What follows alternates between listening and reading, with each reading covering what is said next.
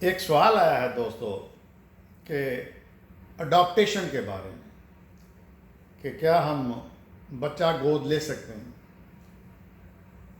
اچھا، یہ رواج ویسٹ میں بھی ہے، بلکہ کئی بڑی بڑی سیلیبریٹیز، ایکٹریسز وغیرہ اور یہ وہ بھی یہ کام کرتی ہیں، خود بچہ پیدا نہیں کرتی ہیں تو وہ بچوں کو اڈاپٹ کر لیتی ہیں، کوئی کالا بچہ، کوئی گورا بچہ، مقصد پتہ نہیں کیا ہے، وہ ہے جو ہے ہی سیلیبریٹی، وہ کچھ بھی کر سکتی ہیں۔ تو پوچھا یہ گیا ہے کہ یہ اسلام میں اس کی کہاں گنجائش ہے، کیا اسلام میں جائز ہے؟ Very simple. تو دوستو، ہم قرآن اور سنت سے رہنمائی لیتے ہیں، قرآن اور سنت سے۔ اللہ کے رسول نے، محمد صلی اللہ علیہ وسلم نے ایک بچے کو اڈاپٹ کیا ہوا تھا، لے پالک اس کو اردو میں کہتے ہیں۔ ان کا نام تھا زید بن حارثہ۔ وہ تھے تو بڑے اچھی فیملی سے، لیکن بہرحال وہ کہیں قید ہو گئے، بردہ فروشوں نے بیچ ڈالا، تو ہوتے ہوتے نبی کریم صلی اللہ علیہ وسلم کے پاس آئے اور وہ بہت بڑے صحابی ہوئے، زید بن حارثہ۔ آپ نے سارے مکے کو پتا تھا کہ یہ محمد صلی اللہ علیہ وسلم کا بیٹا ہے، زید بن حارثہ۔ اچھا، اس وقت بھی رواج تھا بچوں کو گود میں لینے کا یا لے پالک بنانے کا، اس وقت بھی رواج تھا۔ لوگوں کے اپنے بچے بھی ہوتے تھے، لیکن وہ کوئی لے پالک بھی پالتے تھے۔ تو اسی طرح نبی کریم صلی اللہ علیہ وسلم نے بھی ایک ان کا بیٹا بنا ہوا تھا، زید بن حارثہ۔ اچھا، زید بن حارثہ جو تھے وہ بہت جید صحابی تھے، تو ان کی شادی نبی کریم صلی اللہ علیہ وسلم کی کزن تھی، پھپھی کی بیٹی، زینب بن جیش، زینب بنت جیش ان کا نام تھا، جیش۔ تو چونکہ آپ نے بیٹا بنایا ہوا تھا ان کو، تو انہوں نے اپنی کزن سے، پھپھی کی بیٹی زینب بنت جیش سے اس کی شادی کر دی۔ اچھا، ان کی نبھی نہیں، مطلب تعلقہ خراب ہو گئے، تو جس طرح اللہ نے قرآن میں راستہ دیا ہوا ہے طلاق کا، تو انہوں نے اس کو طلاق دے دی۔ اب جب طلاق دی، اس وقت حالات کچھ ایسے تھے کہ زینب کو، ان کی جو متعلقہ تھی، ان کو سہارا چاہیے تھا۔ تو اللہ نے قرآن کے ذریعے حکم دیا کہ آپ اس سے، یعنی نبی کریم صلی اللہ علیہ وسلم زینب بنت جیش سے نکاح کریں۔ اچھا، اس وقت یہ چیز بڑی عجیب تھی کہ بیٹے کی چھوڑی ہوئی جو تھی بیوی، اس سے شادی کرنی۔ اچھا، بڑا شور اٹھا، لیکن نبی کریم صلی اللہ علیہ وسلم کا کام ہی یہی تھا کہ اللہ نے جب حکم دیا تو اس کی پیروی کرنی۔ تو اللہ کے رسول نے ان سے نکاح کر لیا۔ اچھا، یہ متبنہ بھی کہتے ہیں، لے پالک بیٹے کو متبنہ بھی کہتے ہیں۔ تو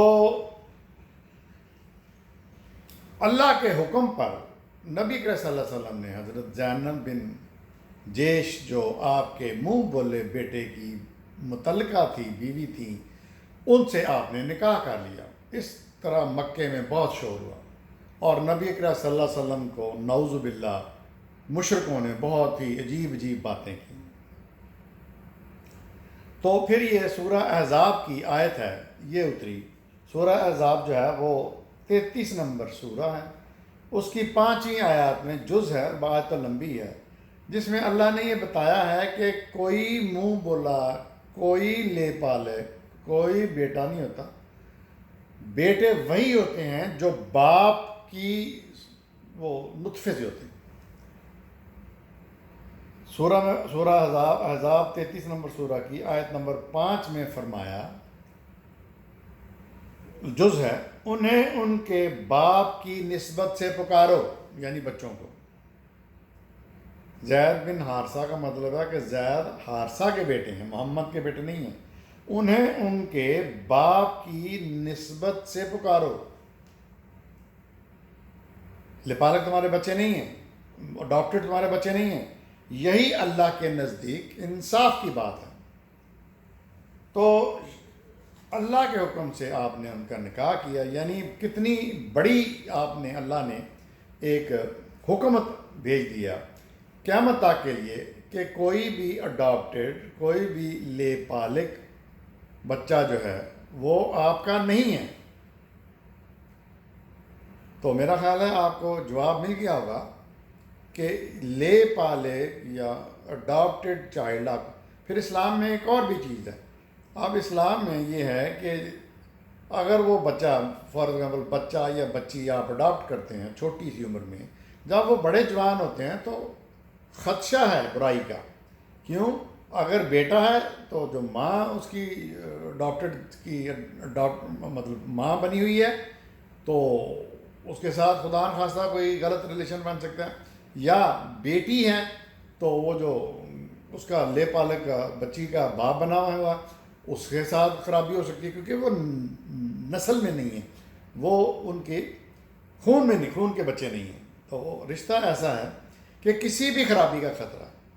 تو اللہ نے یہ دروازہ بند کر دیا یہ کہہ کے کہ اڈاپٹیڈ چائلڈ جو ہیں وہ، یہ ٹھیک ہے کہ ہمارے معاشرے میں اگر اولاد نہیں ہوتی تو لوگ کہتے ہیں کہ چلو جی بچہ گود لے لو،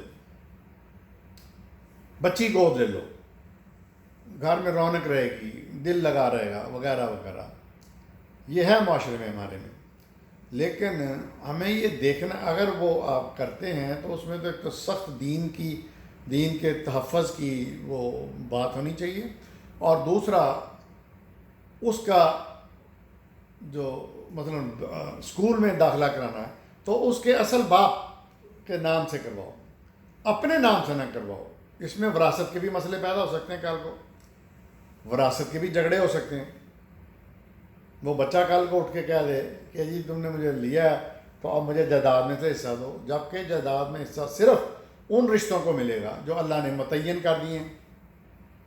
تو بات کرنے کا مقصد یہ ہے کہ چیزیں بہت الجھ جاتی ہیں، ہمیں دیکھنا پڑے گا کہ چیزیں بہت الجھ جاتی ہیں، تو ان سے بچنے کے لیے بہتر یہی ہے کہ بچوں کو اڈاپٹ نہ کیا جائے۔